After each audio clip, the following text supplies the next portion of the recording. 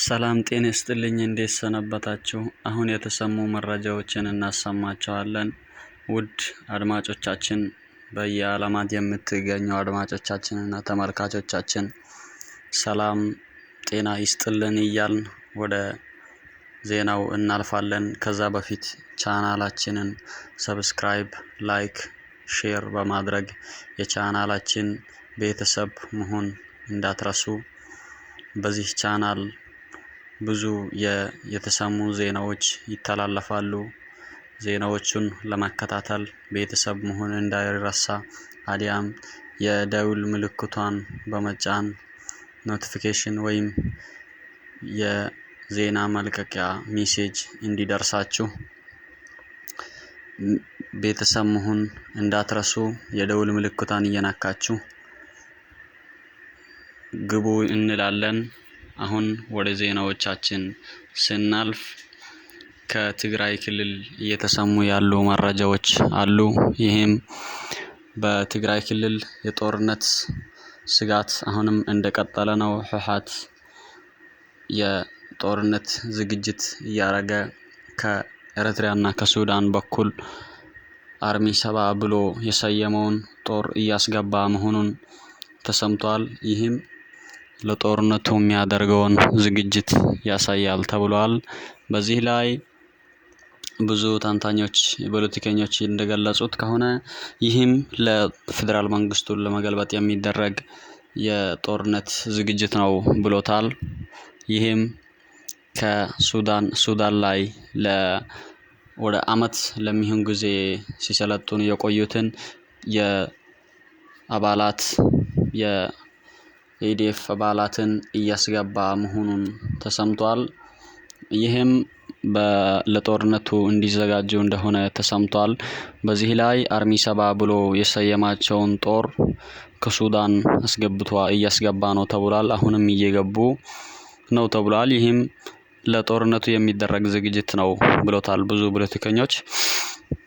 በዚህ ላይ ለጦርነቱ ከብዙ ቦታዎች እያስገባ ይገኛል። በዚህም ከኤርትራ በኩል አንዳንድ ፎቶዎች ወጥቶ ነበር። በዛ በኤርትራ በኩል የቆዩ ጦር ነው ተብሎ የተገለጸው አንዳንድ ጦር ሲገባ ታይቷል። ይህም ከኤርትራና ከህወሓት በኩል ያለውን የስምምነት መረብ ያሳያል። ይህም ፌደራል መንግስቱ ጋር ያለውን ስጋት በመግለጽ ከኤርትራ እያስገቡ ያሉት ከኤርትራና ከሱዳን በኩል እያስገባ ያለውን ጦር እየገባ መሆኑ ተሰምቷል። በዚህ ላይ የሚሰሙ አንዳንድ መረጃዎች አሉ። በሌላ በኩል ደግሞ የአማራ ፋኖ አሁንም ትግሌ ይቀጥላል ብሏል። በዚህ ላይ የተሰማው በአማራ ክልል ላይ ያሉ የጦርነት መሰማቶች፣ በዚህም በአማራ ክልል ላይ ትልቅ ስጋት የሆነ ጦርነት ስጋት አለ። ከመከላከያ ጋር አንዳንድ የተኩስ ልውውጦች ይደረጋሉ አልፎ አልፎ። በዚህም የመከላከያ ጀነራል ተገሏል ተብሏል። ይህም ብዙም የወጣ መረጃ ባይኖርም አንዳንዶቹ ታግቶ ነው ይላሉ፣ አንዳንዶቹ ተገሎ ነው ይላሉ። ይህም ተጨባጭ የሆነ መረጃ ባለማውጣቱ የሚታወቅ ነገር የለም። በዚህ ላይ አለፍ ስንል አንድ የመከላከያ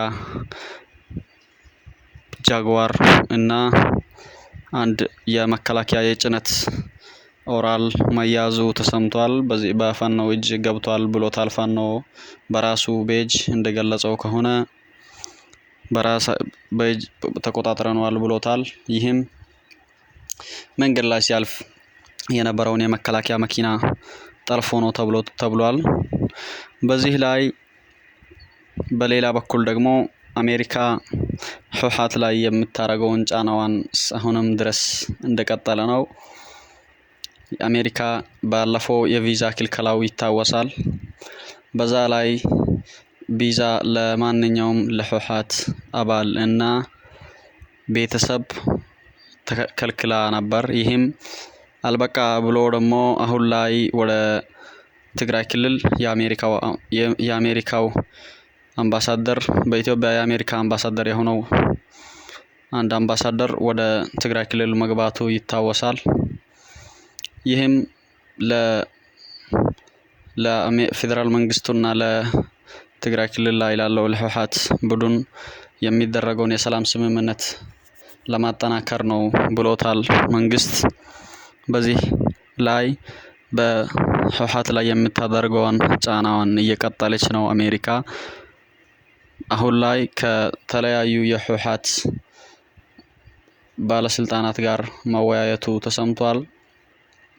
ዶክተር ደብረጽዮንን ጨምሮ ብዙ ባለስልጣናት ጋር ተወያይቷል ተብሏል።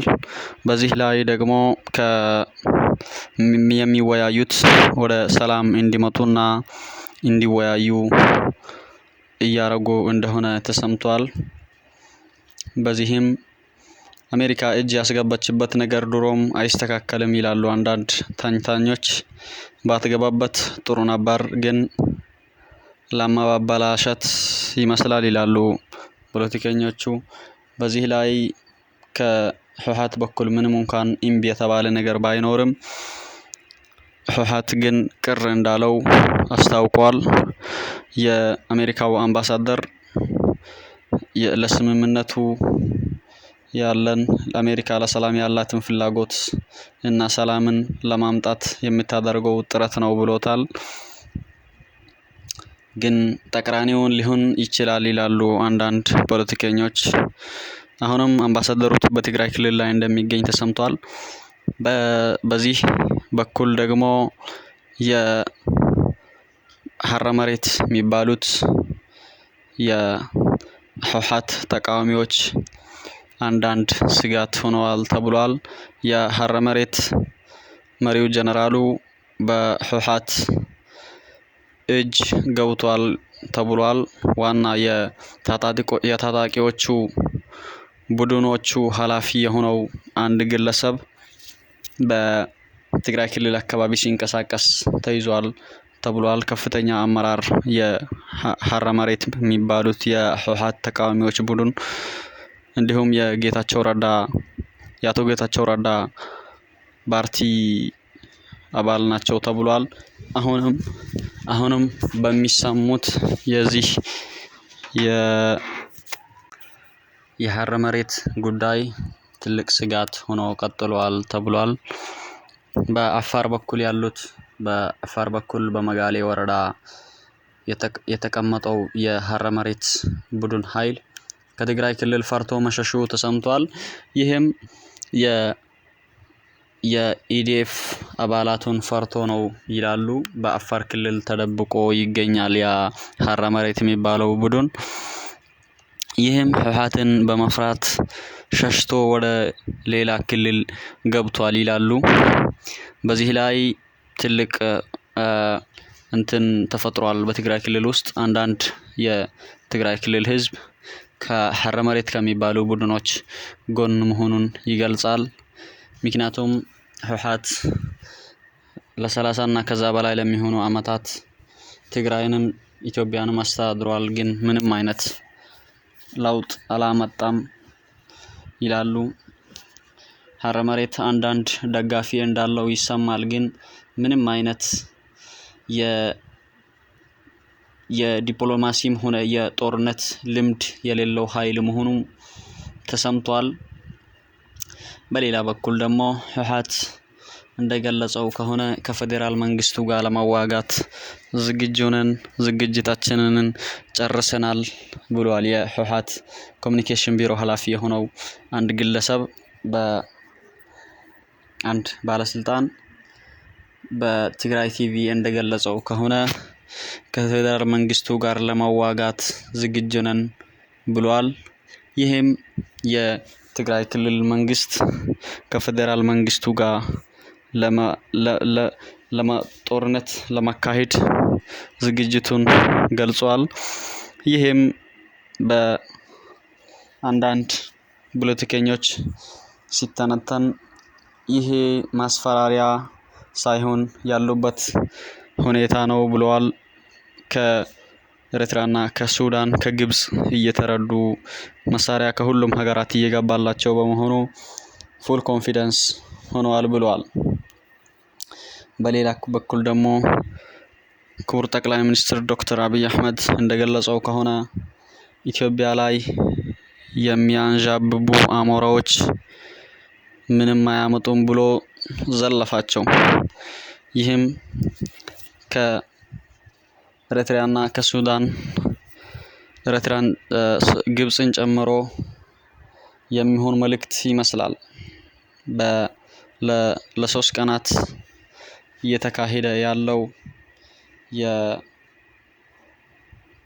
የእንትን ንግግር የምክክር ኮሚሽን የተባለው ኮሚሽን እያካሄደ ያለውን የምክክር መድረክ መክፈቻ ሲያደርጉ ያሉት አንድ ወሳኝ የሆነ መልእክት ነበር። እሱም ኢትዮጵያ ላይ የሚያንዣብቡ አሞሮች ምንም አያመጡም ብሎ ዘልፏል። በዚህ ላይ ለኤርትራና ለግብጽ የሚሆን መልእክት ነው ብሎታል ፖለቲከኞች። ይህም የሚሆን ይመስላል። መልእክቱም ዋና አላማው ምን እንደሆነ ባናውቅም በግልጽ ግን መልእክቱ ዋና የተላከው ለኤርትራ መንግስት ነው ይላሉ። ምክንያቱም ኢትዮጵያ ላይ እጇን እያስገባች ያለችው ኤርትራ ናት በግልጽ በአሁኑ ሰዓት። ይህም የኤርትራው ውጭ ጉዳይ ሚኒስትር የሆነው ባለስልጣን በትዊተር ገጹ ላይ እንደጻፈው ከሆነ ኢትዮጵያ ኤርትራን የዘረፈች ሀገር ናት ብሏል። ይህም ማስረጃ የለውም ለዚህ። ምክንያቱም ኤርትራ ከኢትዮጵያ የተገነጠለች ትንሽ እድሜ ያላት ሀገር ናት። እንኳን ኢትዮጵያ ልትሰርቃት የሰራቻት የገነባቻት ኢትዮጵያ ናት ይባላል። የተገነባችው በኢትዮጵያ ባጀት ነው። ምንም እንኳን አስመራ በጣሊያን ተገነባች ቢባልም ብዙ መሰረተ ልማት የተገነባው በኢትዮጵያ መሪዎች እንደሆነ ይታወቃል። ኢሳያስ ምንም አይነት መሰረተ ልማት ኤርትራ ላይ እንዳላስቀመጠ ብዙዎች ይናገራሉ። ይህም ህዝቡ እየተሰደደ በስደት ላይ እንደሚገኝ ይታወቃል። በየመንና በሳዑዲ አረቢያ በሌሎች የአረብ ሀገራት ላይ የሚሰደዱ ኤርትራውያን ኢትዮጵያን ጨምሮ ብዙ ሀገራት ላይ ይገኛሉ የኤርትራ ስደተኞች። ይህም ሰላም እጦትና የዲሞክራሲ አለመኖር ነው ይላሉ። በዚህም የአምባገነኑ የኢሳያስ መንግስት ለ35 እና ከዛ በላይ ለሚሆኑ አመታት ኤርትራን መርቷል።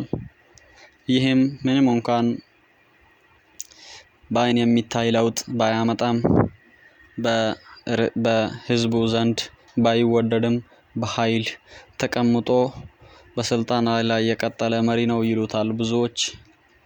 ይህም አምባገነኑ መሪ በዓለም አምባገነን መሪዎች መሃል አንዱ የሆነው ኢሳያስ አፈወርቂ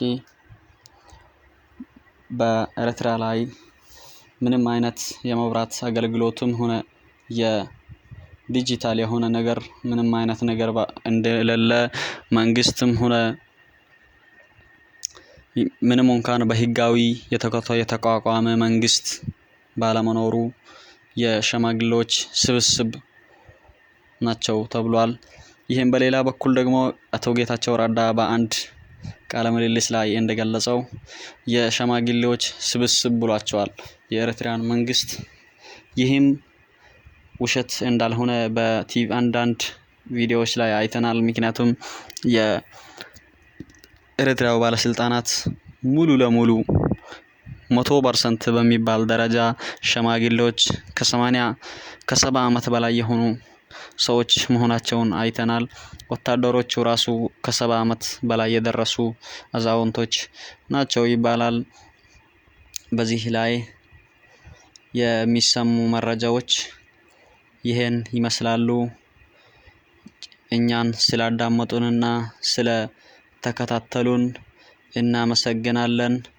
ቻናላችን ብዙ ሀገራት ላይ የሚሰሙ ዜናዎችን ያቀርባል። ይህን ቻናል ሰብስክራይብ፣ ላይክ፣ ሼር በማድረግ የቻናላችንን ቤተሰብ መሆን እንዳትረሱ። በየጊዜው አንዳንድ የሚሰሙ የፖለቲካና የጦርነት ዜናዎችን እናቀርባለን። እናመሰግናለን።